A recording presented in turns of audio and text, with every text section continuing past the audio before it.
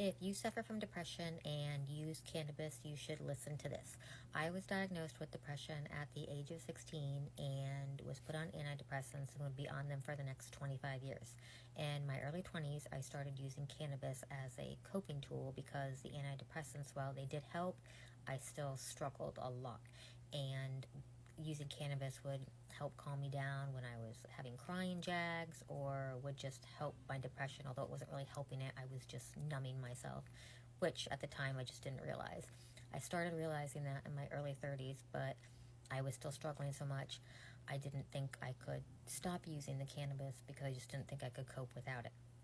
So then 3 years ago, I discovered a book that changed my life, and I completely changed up my diet and went off the antidepressants. I've now been off them for almost 4 years, and my depression is a sliver of what it used to be. I stopped using cannabis a year and a half ago. I waited longer because I needed my diet to take effect so that I could get good enough that I could cope without it. So it's been about a year and a half.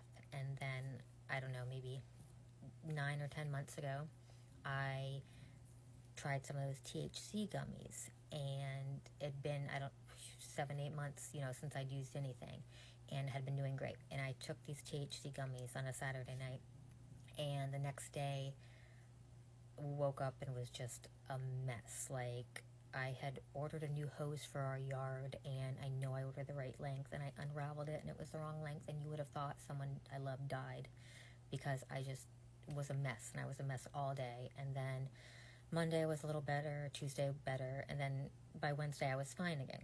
So I was like, okay, lesson learned, like, shouldn't do that. So another 7, 8 months go by, and I'm doing great, just really great, the best I've ever done in my whole life, eating healthy and everything. And so I get, once again, overconfident and use cannabis on a Saturday night again, and wake up the next day and I'm fine. And that was a Sunday. Wake up Monday, fine. Tuesday, I'm fine. Wednesday, I don't know if it's possible to wake up crying, but if it is, I was. Or I was crying within minutes of stepping out of bed, and I was a mess. It was like I was standing on a cliff, and someone took a running start and just shoved me off this cliff and knocked me down into the deepest, darkest depths of depression. And as someone who has suffered from it for 25 years, I'm not saying that lightly. Like, that's how bad it was. And the really interesting part is that I quit using cannabis several times in my 30s, but I hadn't changed up my diet then. And every time, within a couple months, I started smoking again, and I noticed nothing different at all, depression-wise. I didn't notice if I was better or worse without it. And then when I started using it again, I didn't notice if I was better or worse. It was just nothing, like just flat all across.